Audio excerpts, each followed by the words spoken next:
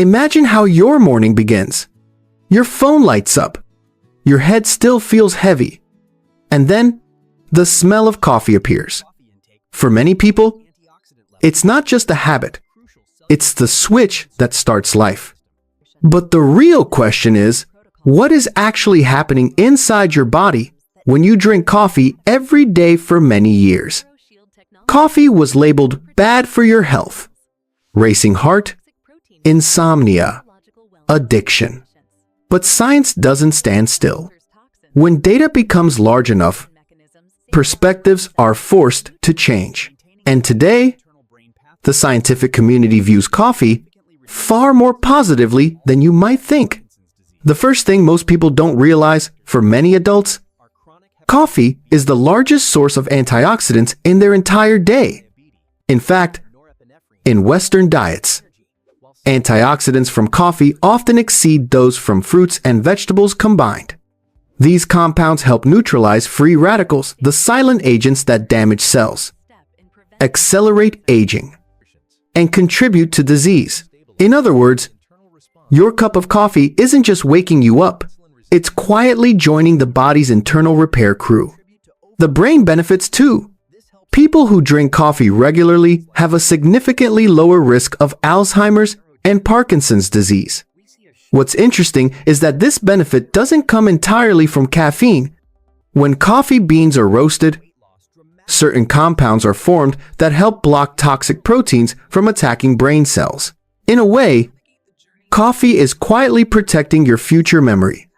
The liver, arguably the hardest working organ in the body, is another place where coffee shows remarkable strength. Regular coffee consumption is associated with a lower risk of cirrhosis and liver cancer. For people who have eaten irregularly, consumed alcohol, or lived under long-term stress, this is no small advantage. The liver doesn't speak, but the data speaks very clearly. Coffee is also linked to a reduced risk of type 2 diabetes, and this effect appears even with decaffeinated coffee. That tells us the benefit isn't just from stimulation, but from the complex biological compounds found in coffee itself. The body responds better to insulin. Blood sugar is more stable. A small daily habit with long-term impact mentally. Caffeine acts directly on the brain by increasing dopamine and norepinephrine. The result is greater alertness, less fatigue, and for many people, a noticeably brighter mood. It's not a coincidence that regular coffee drinkers tend to have lower rates of depression. Sometimes, alertness itself becomes a form of hope. Memory isn't left out either.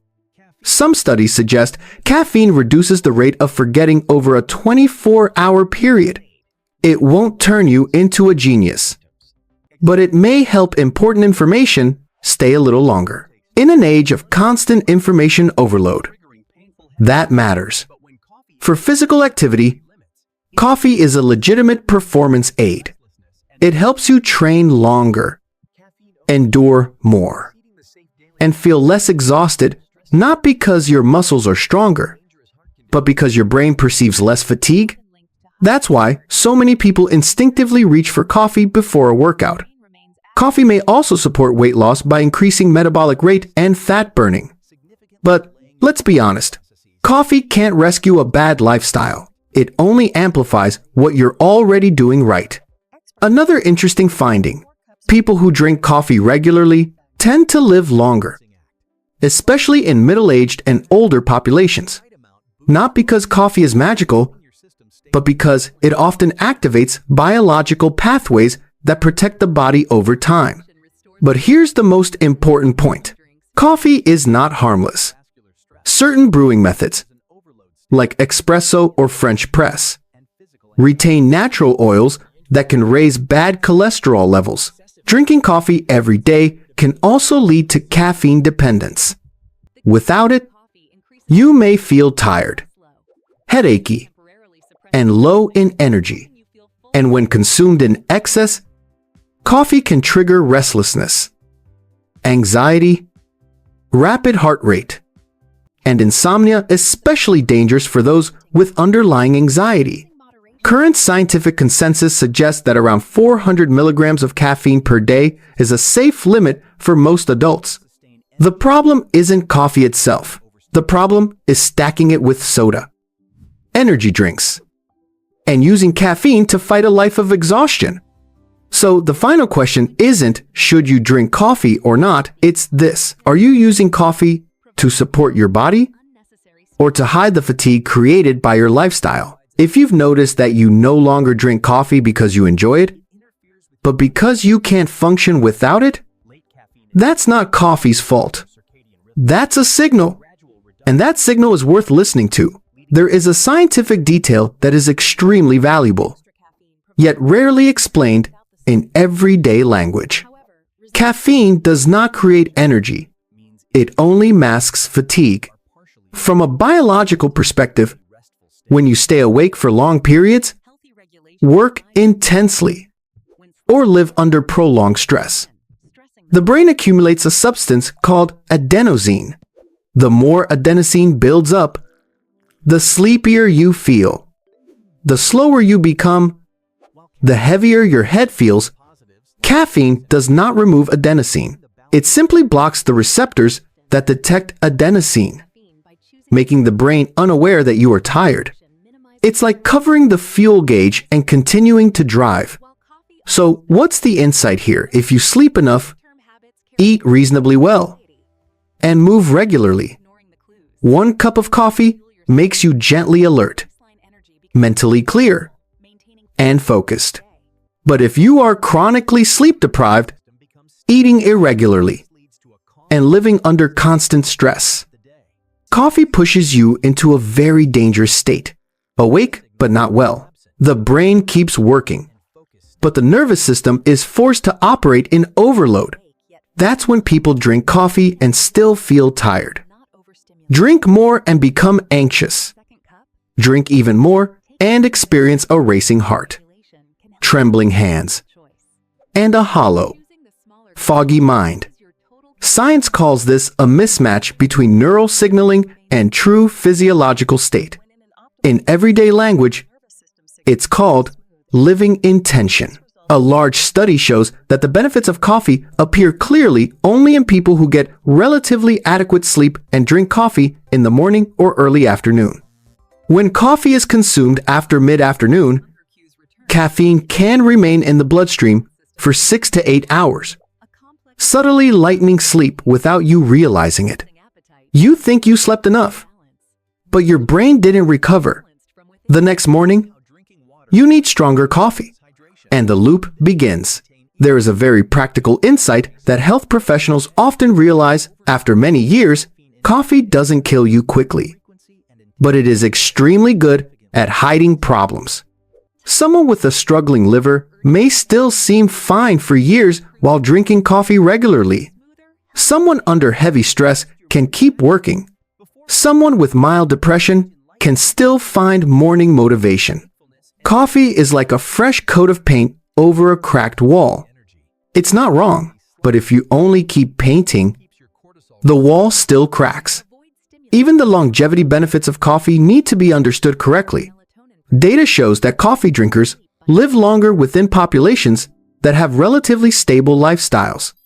When researchers isolate groups with poor sleep, high anxiety, night shift work, or caffeine overuse, those benefits shrink significantly or disappear entirely. One very real detail that science confirms: how you drink coffee matters just as much as how much you drink. Drinking coffee on an empty stomach sharply raises cortisol, pushing the stress system into overdrive early in the morning. Replacing breakfast with coffee causes greater blood sugar swings throughout the day. Drinking coffee as a reward after eating, after physical activity, or for short bursts of focused work leads to far better physiological responses. And here is the insight that very few videos dare to say plainly: if you need coffee just to endure daily life, the problem isn't caffeine. The problem is that your lifestyle has exceeded your biological capacity. Coffee, in its true role, is not an engine, it is an amplifier. It amplifies a healthy body into alertness, but it also amplifies an exhausted body into anxiety. So the final question for the viewer shouldn't be how many cups are enough, but without coffee, can you still feel your body? Do you drink coffee because you enjoy the taste, or because you fear real fatigue? And if one day you reduce coffee, what in your life would be forced to change along with it? These questions are not comfortable, but when science and real life meet, the answers are rarely comfortable. And perhaps that is why coffee has been both loved and misunderstood for hundreds of years. There is a very interesting paradox that people only dare to say plainly after working with health data long enough. The people who handle coffee the best are often the ones who need it the least. They don't drink coffee to prevent collapse. They drink it when their bodies are already relatively balanced. And because of that, coffee plays its proper biological role, increasing alertness, focus, and short-term performance, then stepping back at the right time. For many others, coffee is doing something else. It becomes a brace, holding up a nervous system that is already overloaded, preventing it from collapsing immediately. From a neuroscience perspective, caffeine stimulates the sympathetic nervous system, the fight or flight system, used moderately. This is an advantage. You react faster, you focus better, but when this system is activated continuously, day after day, the body enters a state of baseline tension. No panic, no obvious disease, just a constant background of slight fatigue, slight irritability, light sleep, low patience. Many people live in this state for decades without realizing it. Here's a very real-world insight. Coffee doesn't make you stressed. It reveals how much stress you're already carrying. Someone who sleeps well and has low anxiety can drink coffee and feel fine. Someone who is sleep-deprived and under heavy pressure drinks the same amount and feels a racing heart, tight head, restlessness. It's not different coffee. It's a different physiological baseline. Research on cortisol shows that drinking coffee immediately after waking, when natural cortisol is already high, pushes the stress system higher than necessary. But if you wait until your body reaches its biological wakefulness, usually around 9 or 10 in the morning, the response is calmer, focus improves, and jitteriness decreases. A very small change, with a very large impact. There's another thing people rarely mention. The body adapts to caffeine very quickly, but it never becomes free. With regular intake, the brain reduces receptor sensitivity. You need more to get the same effect. At the same time, the nervous system pays the price with lighter sleep, higher heart rate, and reduced ability to relax. You don't notice it because the change happens slowly, very slowly. In real life, I often hear people say, if I don't drink coffee, I can't work. And when you look closely, the problem isn't a lack of coffee.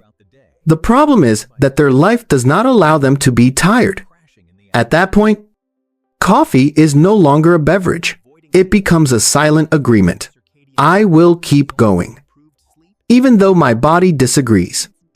And the body, very patiently, agrees for a while, until it doesn't. What's interesting is this. When these people reduce coffee the right way, not abruptly, not forcefully, they usually go through a few uncomfortable days, headaches, sluggishness, slow thinking, but then something strange appears, real fatigue, but clean fatigue, deeper sleep, slower mornings, but more solid ones, and they begin to notice signals that caffeine had been masking for years. Science calls this a reset of interoceptive awareness. In everyday language, for the first time in years, I know what kind of tired I am. And this may be the deepest insight coffee can teach us. If we're willing to look closely, coffee doesn't ask you to quit it. It only asks you to be more honest with your body.